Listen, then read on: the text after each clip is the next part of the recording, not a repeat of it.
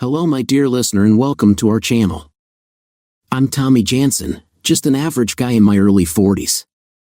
Until recently, life felt pretty smooth sailing. I had a happy marriage and no major personal issues. But things changed earlier this year. Despite not considering myself weak, I started noticing my wife exerting more control over our lives, making me question the balance in our relationship. Much of it was my own fault because I had often chosen the easy way out, giving in to her when we had different opinions on matters I regarded as less important.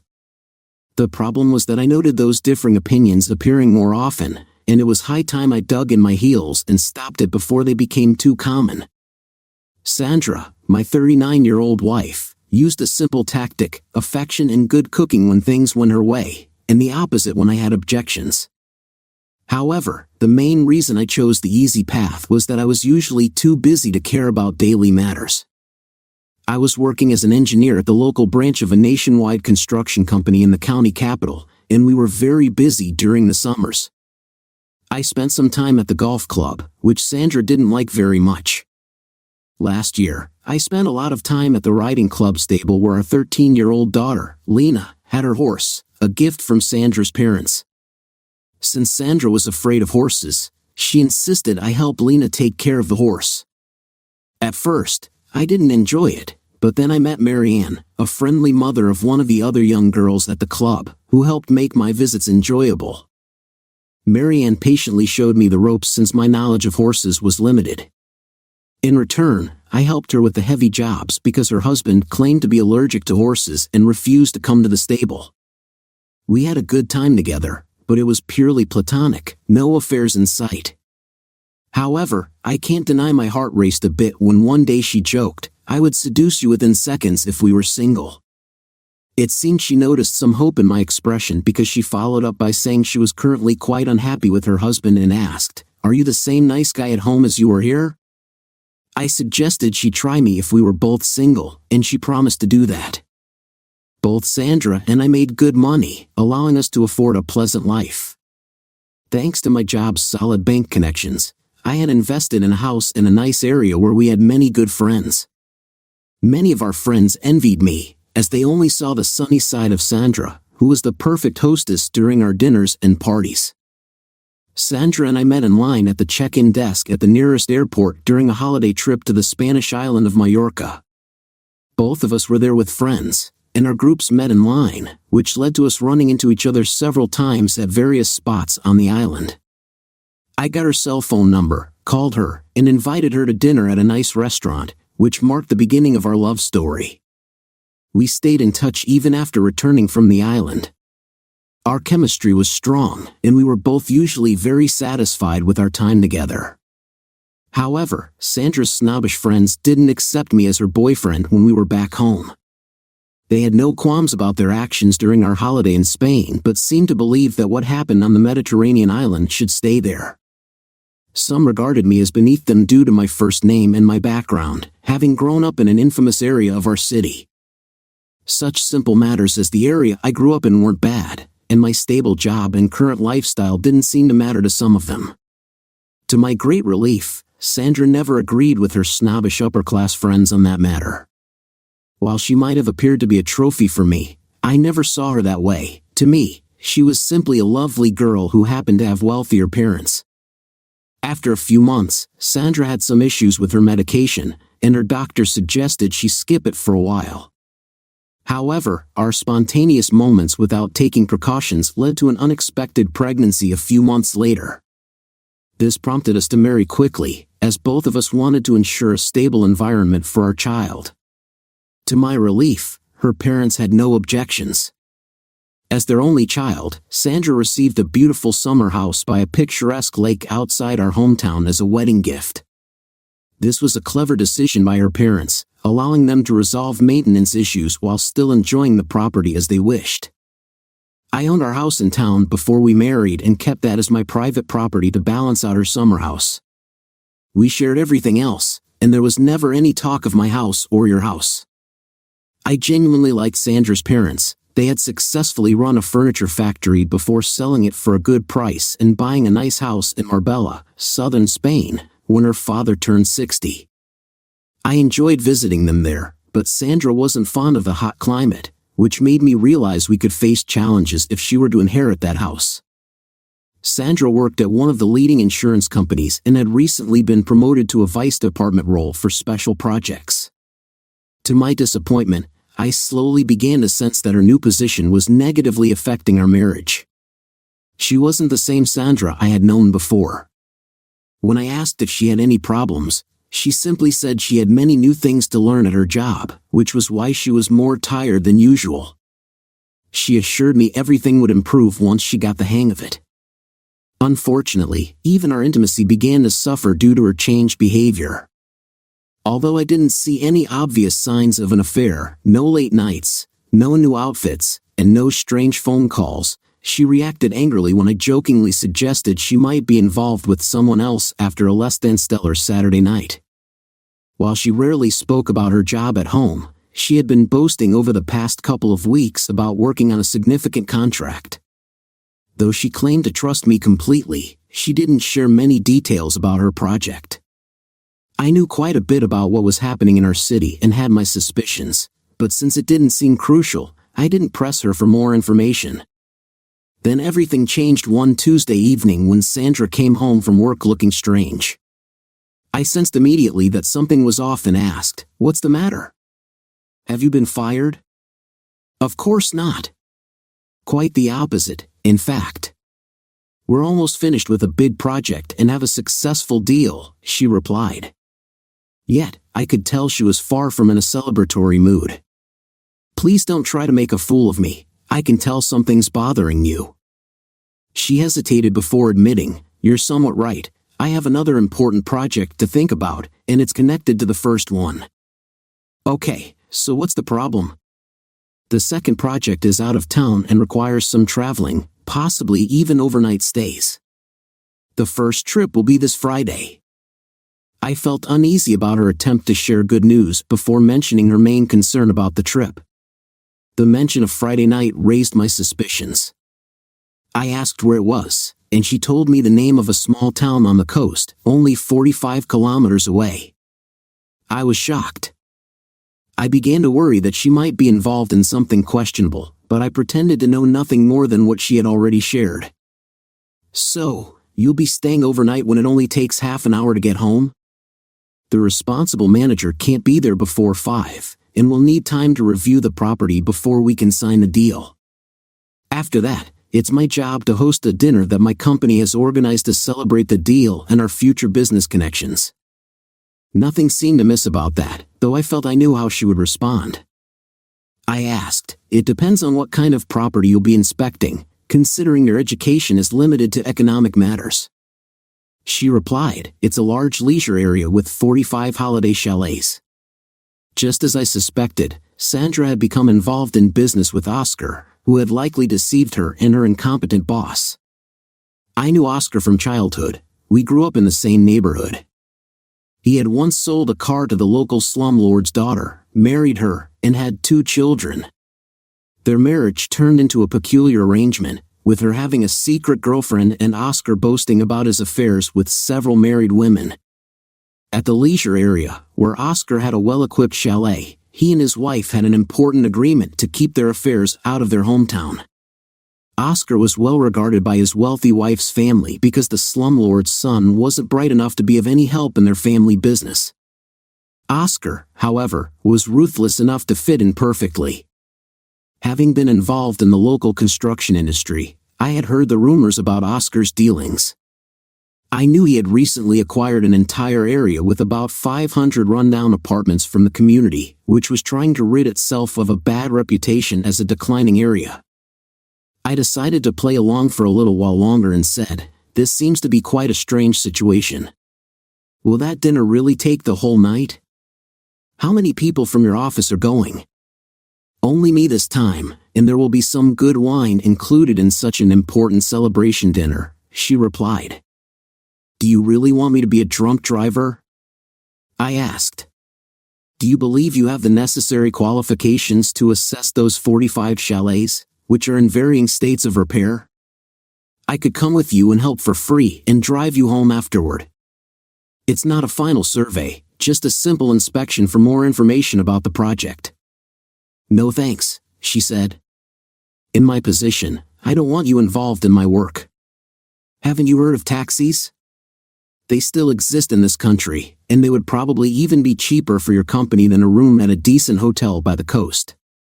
She started to look uncomfortable as she realized she was cornering herself in our discussion, but she pressed on. "I'll get a guest house in the leisure area for free, and I'll be paid for my overtime and a subsistence allowance. Who's demanding that you go there for Friday night, your boss, the customer, or is it your own suggestion?"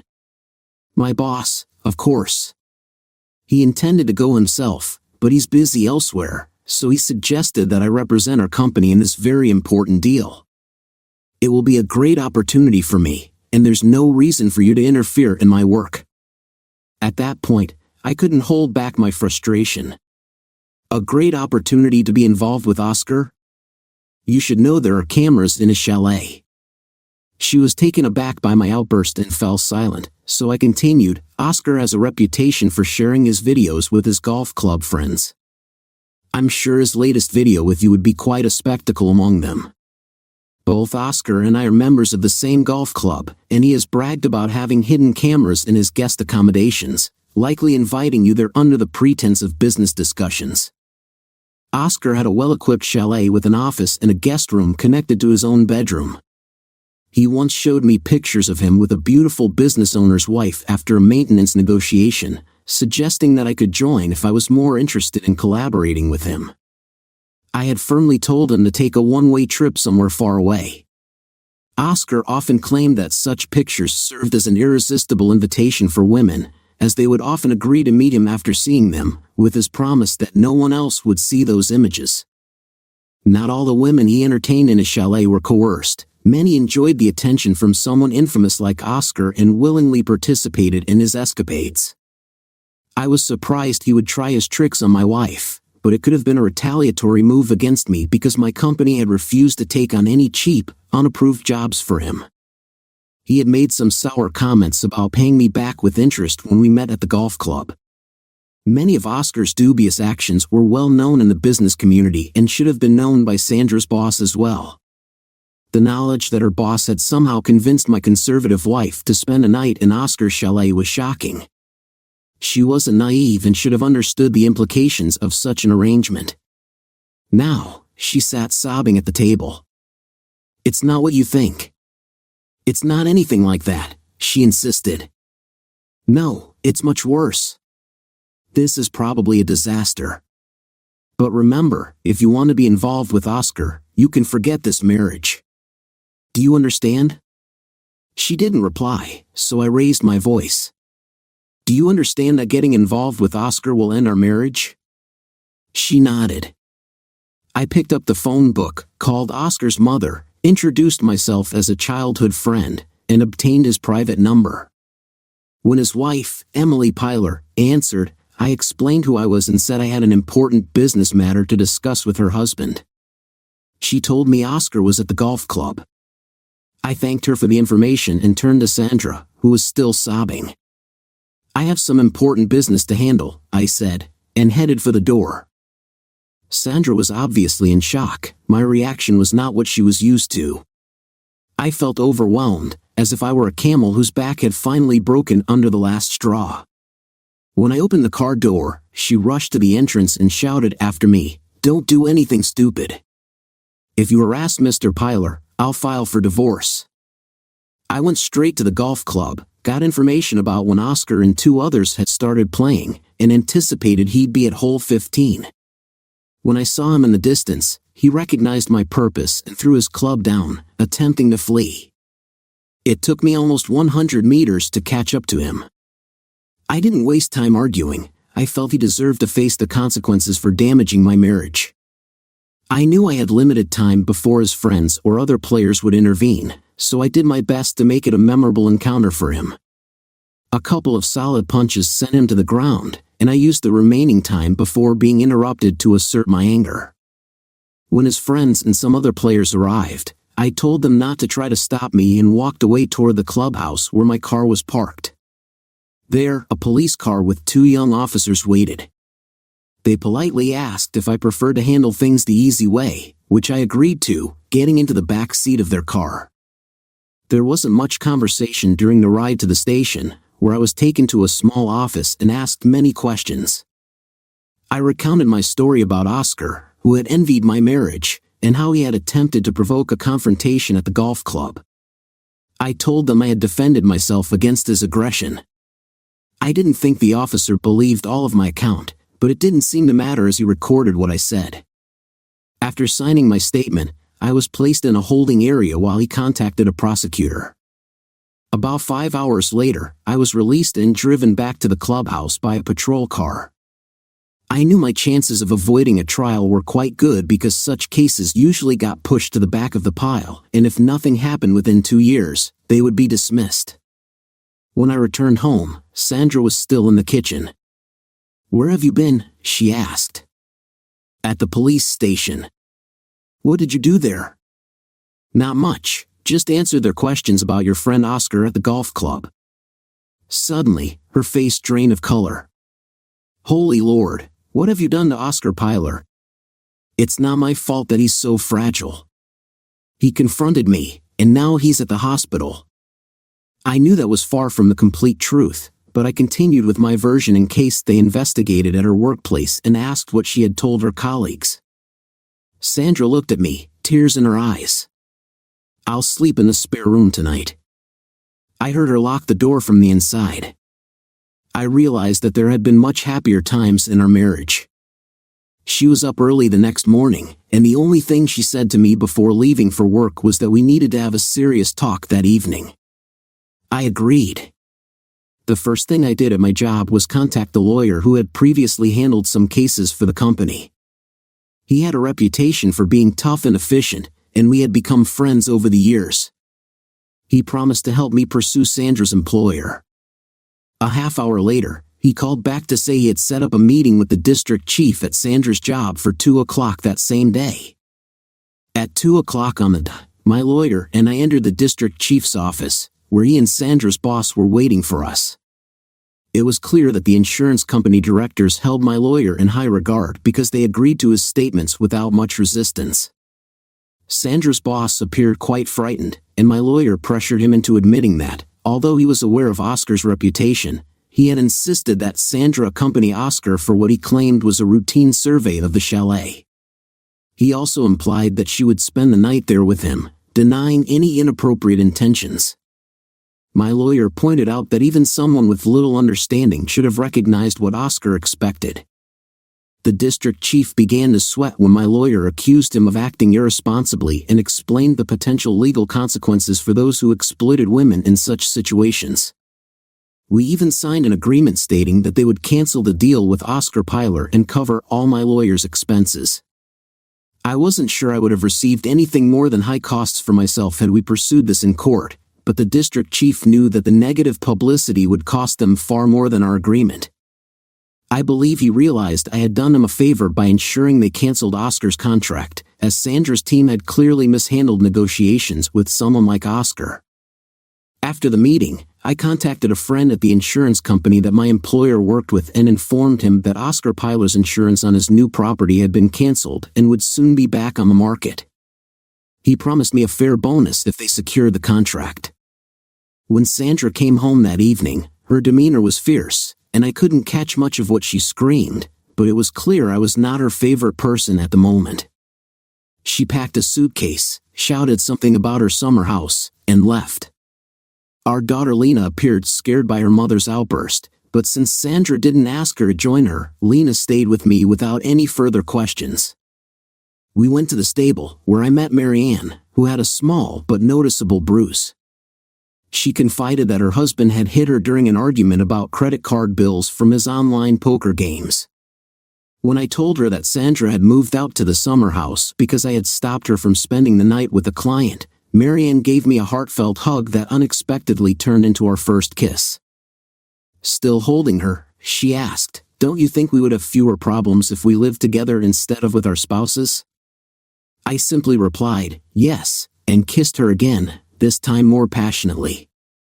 We both felt a sense of relief, realizing that if our marriages fell apart, we had an alternative. After leaving the stable, I went to my den to check the burglar alarm at Sandra's summer house. The several-year-old equipment protected the doors and windows and detected movement indoors. As I expected, Sandra was home and had turned it off. However, I had also installed new outdoor equipment that I was testing before purchasing several for my work. When a car or person was within 50 meters of the house, it activated a hidden digital camera disguised as a birdhouse, capturing images and sending alerts to my cell phone via the internet. Since this equipment had been a test for my job, Sandra had never asked how it worked when I got her permission to test it there, although I didn't care much about it. On Wednesday and Thursday evenings, I knew that her car was the only one outside the summer house. On Friday after work, I ran some errands and then Lena and I went to the supermarket to shop before I prepared dinner for us. Sandra had not made any attempts to contact me since she left the house, and I told myself that I wouldn't reach out to her either. Instead, I looked forward to seeing Marianne at the stable on Saturday. However, around 6:30, I received an alarm on my cell phone, and the pictures from the camera showed a silver metallic Lexus SUV parked next to Sandra's car. The only such car I had ever seen in our town belonged to Oscar, so I knew that something had gone wrong. At 13, it wasn't unusual for Lena to be home alone for a short time, especially on a sunny summer evening. She accepted that I was gone for a while. There wasn't much traffic, so I reached the summer house in less than half an hour, parking so my car wasn't visible from the house. I sneaked in, using the key I had on my key ring. Inside, I didn't see anyone in the large living room, but I heard a female voice yelling from the master bedroom. I put my cell phone on sound recording and moved closer. Outside the room, I heard Sandra shout, "No! I never agreed to anything like that." Then a male voice responded, "Shut up. Max promised me good times, and I'll show you what that means." Sandra shouted back, "Nobody gets to take advantage of me. You've already overstepped." The male voice grew angry, clearly not accustomed to being challenged. The next sound from the bedroom was a loud slap, followed by Sandra's piercing scream. I had recorded enough and switched my phone to camera mode, taking 9 pictures with one press of the button. At that moment, Sandra and Oscar didn't notice when I entered the room until they saw the flash from the camera. Both of them were in a compromising situation on the master bed. Oscar, with a black eye from our last encounter, had Sandra lying on her stomach. Before he could react, I put my phone away and delivered a swift punch to his chin. I continued hitting him until he lay still, no longer resisting. Even though he was awake, he offered no defense when I dragged him outside to his car, laying him in front of it with the license plate clearly visible. I pulled out my phone, switched it to video recording, and began filming. He made no attempt to escape, not even when I captured him on camera. When I finished, I told him that if he bragged about what happened, he could expect the video to be shared online. I then shouted, "Get off my property, or I'll smash your car." When he didn't move quickly enough, I picked up a large stone and threw it at the windshield, which shattered. Oscar hurried into the car, fortunate that he had left the keys in it. He drove away without any further damage to his vehicle. I knew I had acted irrationally, but my anger towards those who hurt women justified my actions in my mind. It didn't matter that Sandra had acted poorly, that was no excuse for Oscar's behavior. In most people's eyes, I had only given him what he deserved. Now it was up to Oscar to keep quiet. If he did, no one would ever know what happened that day. Back in the house, I found Sandra already in the shower with the door locked. I noticed both her and Oscar's clothes neatly arranged on chairs on either side of the bed, showing hardly any signs of struggle. I took a few pictures for my records in case Sandra tried to claim she had been assaulted. I grabbed a plastic trash bag and collected Oscar's belongings, then wrote a brief message to Sandra. "Dear Sandra, I promise to divorce you if you continue with Oscar. Now you have what you clearly wanted. Tommy."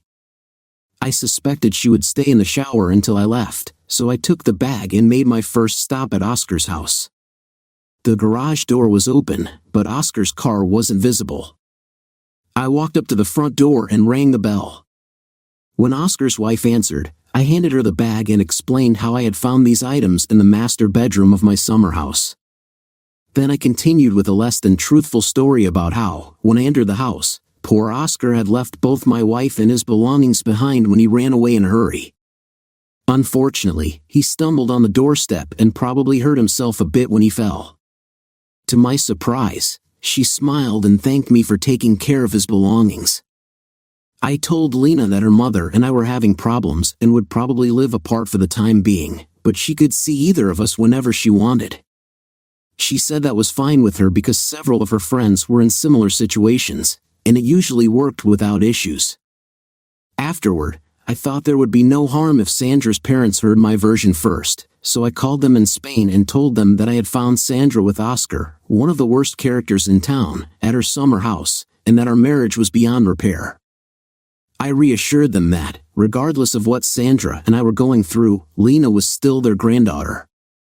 At the stable on Saturday, I told Marie that I could finally start thinking about being single, although it would take about 6 months to make it official. I shared with her what I had discovered at Sandra's summer house. I didn't try to persuade her to leave her husband, that was entirely her decision. Back at home, I found Sandra sitting at the kitchen table, looking quite distressed. She had every reason to feel that way. It seemed she wanted to talk, which was fine with me. I told her I didn't need any further explanation since I had overheard her and Oscar discussing everything I needed to know, and the evidence I had was more than sufficient. She recognized that it wasn't the right time to discuss forgiveness, so we focused on addressing the most important questions about Lena and other practical matters, deciding to meet again in a week to work out a new plan. At our next meeting, we found we had only slightly differing opinions on most issues, and after less than 2 hours, we signed the divorce papers. Once she left the house, I felt both relieved and surprised at how smoothly everything had gone. I couldn't shake the strange feeling that Sandra, for some unknown reason, wanted to be rid of me just as much as I wanted to be rid of her. She had no objections to shared custody of Lena, who would stay primarily with me and spend as much time as she wanted with Sandra. It took me a while to understand why Sandra had allowed Oscar to be with her at the summer house. However, I got a clue from a hidden camera outside her summer house, which revealed her boss as a frequent night visitor. Learning about their relationship led me to call their district chief and ask his opinion about a supervisor being involved with an employee and essentially encouraging her to engage with one of their customers. To my surprise, the district chief informed me that he had already addressed the situation with Mr. Oscar and didn't care about what his employees did in their personal time. I told him I would find another solution. 3 days later, I went to the supervisor's office and confronted him about his involvement with my wife before our divorce and about sending her to Oscar. The man laughed and dismissed me, asking what I could do about it. I showed him exactly what I could do, and a fair guess would be that he wouldn't be able to engage with anyone for quite some time after that encounter, which involved several forceful kicks. Before I left, I warned him that one word to the police would land the entire scandal in the tabloids. The only thing that happened after that visit was a call from Sandra, who was furious. I limited my replies to a few polite yes, dear, which didn't improve her mood. At the stable, I didn't really know what to do with Marianne. Of course, I wanted her to leave her husband and come to my house, but I knew it had to be her decision. When she asked me if I had been out dating yet, I told her the truth, I hadn't.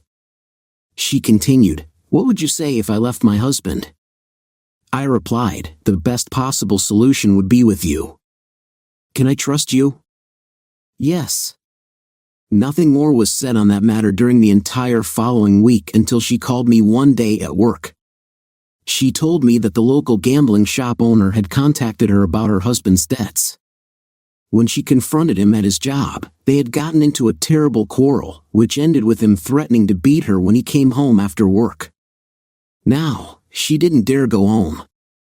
I took a well-built carpenter from one of our building sites with me and met her outside her home.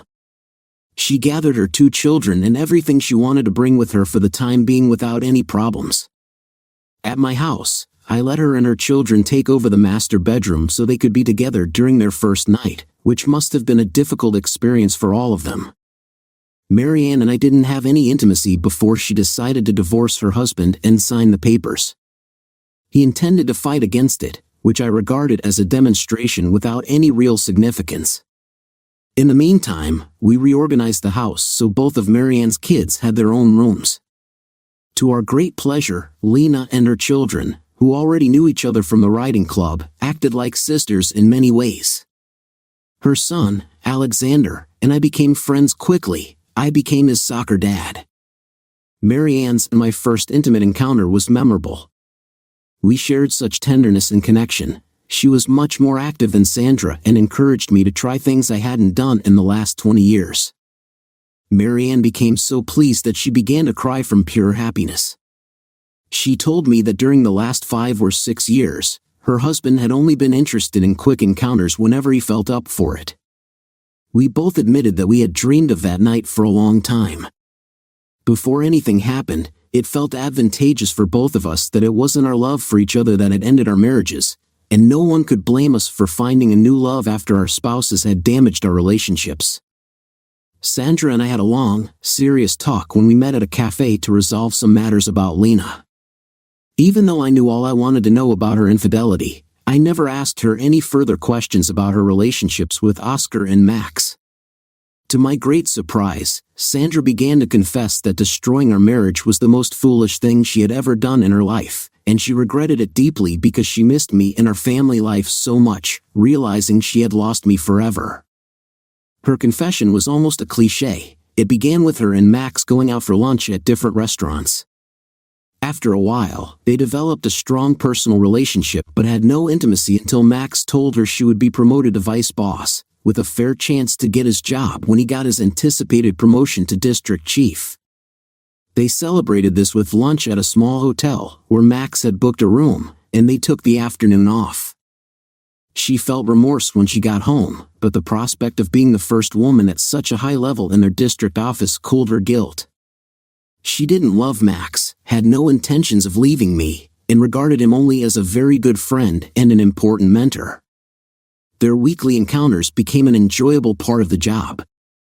Max had serious financial problems after his divorce and couldn't resist the temptation when Oscar suggested a big kickback for a good deal involving his new problem area, insurance. The desperate Max accepted and immediately received a large amount in advance, which he had already used when Oscar revealed his final conditions to Sandra's horror. These conditions included a night with her. Sandra had refused, but Max succeeded in persuading her to cooperate after Oscar threatened to send evidence of Max's corruption to their main office and demand his money back. After my lawyer and I intervened and got the whole insurance deal canceled, Sandra thought the matter was moot. However, Oscar insisted on getting what he had already paid for in advance and demanded it on Friday night, as they had agreed. Sandra informed Max about Oscar's perversions and refused to have anything further to do with him. She even offered to ask her parents for a loan to pay back his kickback with fair interest, but Oscar wanted to get even with me and forced Max to tell her that he would accept nothing less than the already agreed-upon night with Sandra. During their Friday lunch, Max told her that Oscar had agreed to skip all perversions and begged her to be a good girl for Oscar this one time. He suggested that she could do it at her summer house, where Oscar didn't have any hidden cameras. Though she had serious doubts in her mind, she succumbed to Max's pleading and agreed to have that one night with Oscar, but only to save their jobs. I had no reason to doubt her when she told me that evening was the worst mistake of her life, and she still had terrible nightmares about it now and then. Oscar had not contacted her since a short phone call a few hours later that same evening, when he asked about his clothes. She gave me a strange look when I told her that I had convinced Oscar to behave and that he would never harass her again. I didn't care if he did something to Max, that was their issue. She took care of Max for a few days when he was in bad shape after my beating, but instead of intimacy, they had a lot of arguments. She accused him of destroying her marriage, and he accused her of wanting the promotion so badly that it made her do things a faithful wife would never do. She regretted their affair immensely. Only 2 weeks after my beating of Max, the district chief at her office had a stroke and was replaced with a new chief from their main office. He investigated Max's deal with Oscar and got rid of Max by giving him a choice between being fired or taking an unimportant job at a small district office in the north. Max promised Sandra that he had never mentioned anything to the new chief about her involvement in their negotiations with Oscar. Sandra hadn't missed Max for even a minute when he left for the north because she had gotten his department boss job. However, after the reorganization, it was now a slightly less important position. Still, she had climbed to the highest position a woman had ever held at the district office. She confessed it wasn't worth the high price she had paid to get there. Terrible remorse made her cry during many lonely nights. She even feared for her future at work and had nightmares about her new district chief, suspecting that he regarded her as available. Sandra told me that her dream and hope were to get me back, but she had come to understand that it was impossible. To her great relief, she had been on 2 dates with a nice guy, and if it developed into a relationship, she intended to tell him the truth and let him decide if her background or her future was more important to him. If the new district chief made any advances, she would prefer to create a scandal and quit her job. I wished her good luck in her new life. 2 months after Marianne and her children moved in with Lena and me, we were living as a happy family. There was much laughter and giggling in the house.